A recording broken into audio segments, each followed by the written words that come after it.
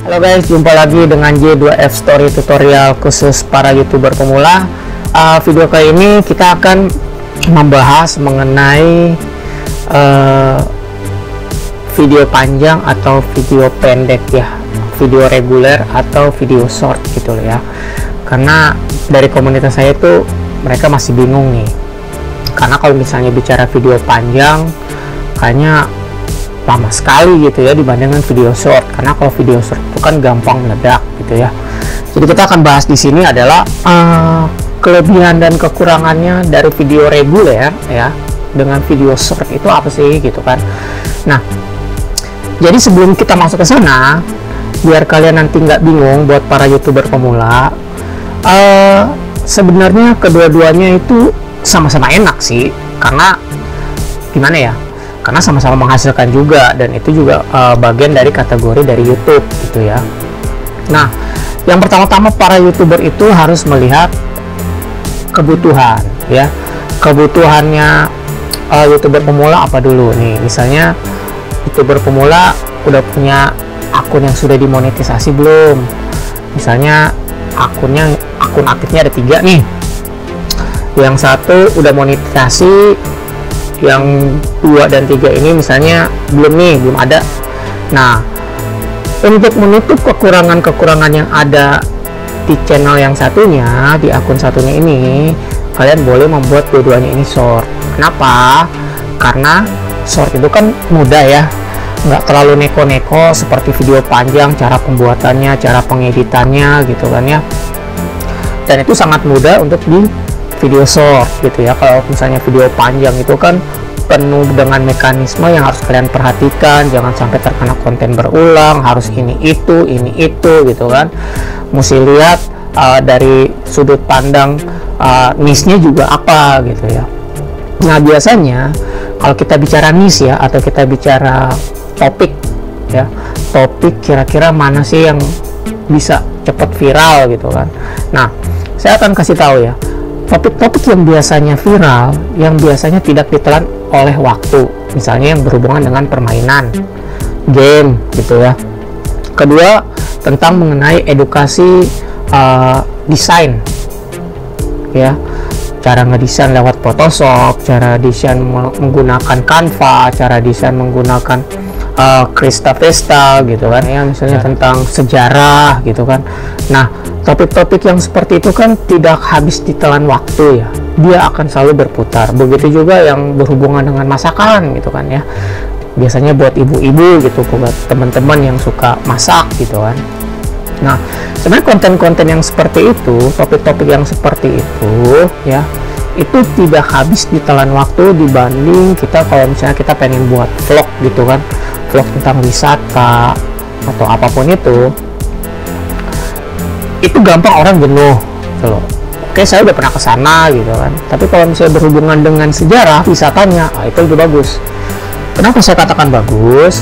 Karena memang kalau misalnya berhubungan dengan sejarah-sejarah gitu, misalnya Candi Borobudur gitu kan, kalian pernah pergi ke Danau Toba, nah itu tidak akan ditelan masa. Karena apa? Karena punya cerita, punya budaya, mereka itu menceritakan tentang legenda-legenda. Nah, itulah yang membuat menarik gitu ya.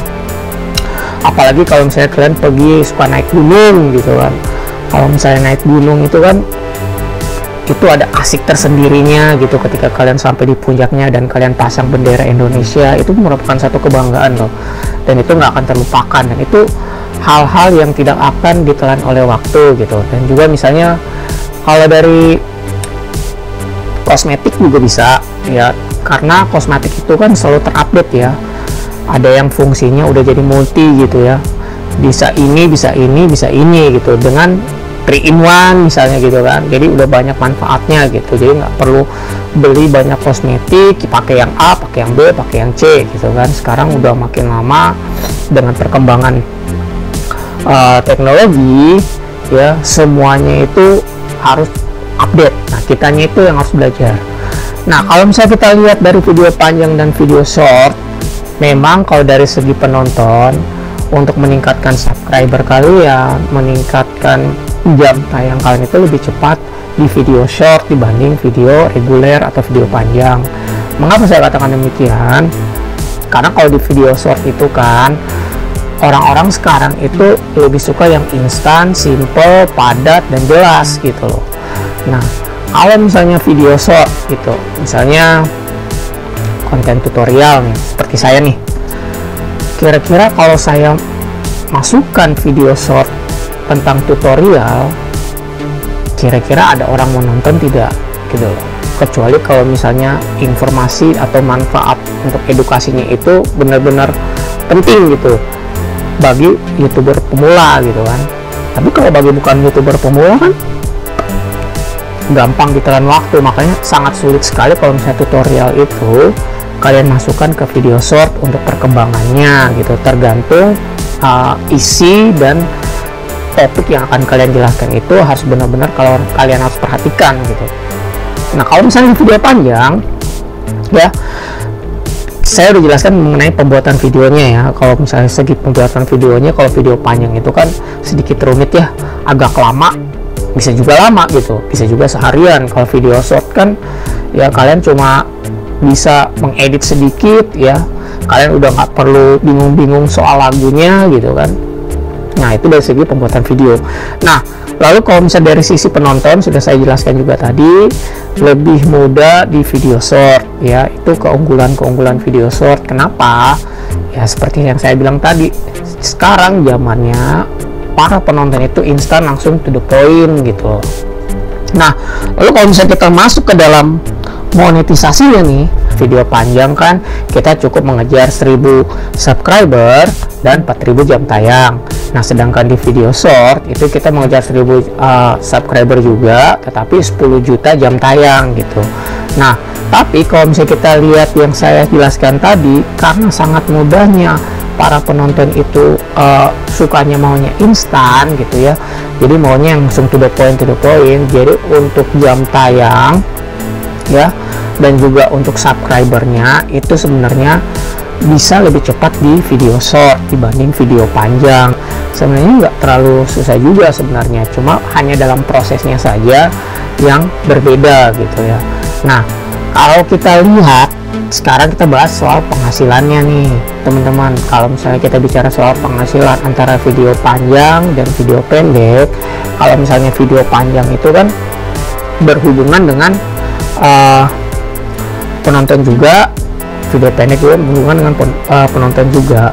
Perbedaannya di sini teman-teman, kalau misalnya di video panjang biasanya, bukan biasanya sih, sudah termasuk bagian dari perjanjian ketika kalian sudah dimonetisasi. Memang kalau misalnya video panjang itu untuk YouTube-nya itu 45% ya, dan untuk ke konten kreator, ke kitanya itu 55%. Tetapi kalau misalnya di video short, 45%-nya itu masuk ke YouTube, tetapi 10%-nya lagi itu nanti kalian harus bayar untuk lisensi musiknya. Nah, sisanya itu milik konten kreator, tetapi sisanya itu akan dibagi antar sesama konten kreator. Mengapa demikian? Karena kalau misalnya di video short itu kan iklannya itu kan disisip-sisipkan ya, namanya juga kita kan scroll ya, ke atas ke bawah gitu kan. Nah, jadi masing-masing konten itu berbeda-beda topik kan. Nah, jadi iklannya itu akan disisipkan antara A dan antara A dan B atau B dan C gitu kan. Nah, jadi itu nanti dari penghasilan itu akan digabungkan lalu dibagi ke konten kreator. Memang dari segi penghasilan teman-teman, video short itu lebih kecil dibanding video panjang. Tapi makanya saya bilang, kembali lagi tergantung kebutuhan. Kalau misalnya kalian sudah ada satu channel atau satu akun yang sudah dimonetisasi, lebih baik ada 2 akun lagi kalian buat untuk video short gitu. Apakah harus dipisah atau digabung? Alangkah baiknya dipisah saja, nggak masalah toh kalau misalnya dipisah, itu lebih baik. Dan apakah harus sama dengan video panjang untuk topiknya? Nggak juga, kalian bisa campur-campur gitu ya, tergantung mana yang lebih baik. Setidaknya kedua video short ini, kedua akun untuk video short ini dapat menutup kekurangan dari video panjang kalian. Jadi gambarannya seperti itu. Nah, jadi kalau misalnya kita bicara dari segi penghasilan, saya sudah katakan tadi ya, bahwa penghasilan untuk video short itu memang lebih sedikit dibanding video panjang, karena memang hasil yang ditampungnya ini dari iklan ya, hasil-hasil pendapatan yang ditampung ini akan dibagi sesama konten kreator gitu loh. Nah, memang ada kelebihan-kelebihan, ada kekurangan-kekurangan juga di antara dua kategori ini gitu, tergantung sebenarnya kebutuhan kalian seperti apa. Yang pasti sih tentukan dulu topik apa gitu loh, dan usahakan kalau cari topik itu yang benar-benar sesuai passion kalian gitu kan, dan juga cari topik yang tidak ditelan oleh masa atau tidak ditelan oleh waktu gitu. Nah, kembali lagi untuk video panjang dan video pendek itu kembali lagi adalah tergantung dari kalian sendiri, passion kalian sendiri. Saya sudah jelaskan dari sisi passion kalian, dari sisi pembuatan video, dari sisi segi penonton, dari sisi monetisasinya gitu ya. Kalau segi monetisasinya ya mirip-mirip lah ya, tidak sesulit seperti apa yang kita bayangkan gitu. Masalahnya kan hanya diproses gitu, apa konten berulang atau tidak. Biasanya sih yang terjadi seperti itu. Makanya buat kalian YouTuber pemula ya, kalian harus belajar mau tidak mau gitu kan. YouTube selalu terupdate gitu kan, itu setiap tahunnya gitu.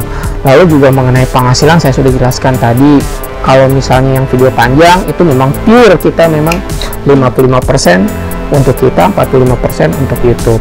Sedangkan yang short 45%-nya untuk YouTube, 10% bayar untuk lisensi musik, sisanya akan dibagi sama ratakan sesama konten kreator gitu. Jadi itu gambarannya. Nah, kembali dari teman-teman sekalian, jika ada pertanyaan, jika kalian ada yang mau direview tentang konten kalian, kalian dapat menulis di komen di bawah ini. Nanti saya akan bantu agar supaya jadi. Jangan sampai ketika sudah di hari monetisasi ternyata konten kalian terkena konten berulang, dan itu banyak sekali yang terjadi di para konten kreator. Karena apa? Karena mereka tidak mau belajar, tidak mau memahami, tidak mau cari tahu gitu. Makanya tahun 2023, karena kalian tidak mau membaca dan tidak mau memberitahu, mau tidak mau kalian harus masuk ke komunitas. Karena apa? Kalau di komunitas itu pasti ada saja informasi-informasi baru. Mau tidak mau kan kalian pasti baca tuh.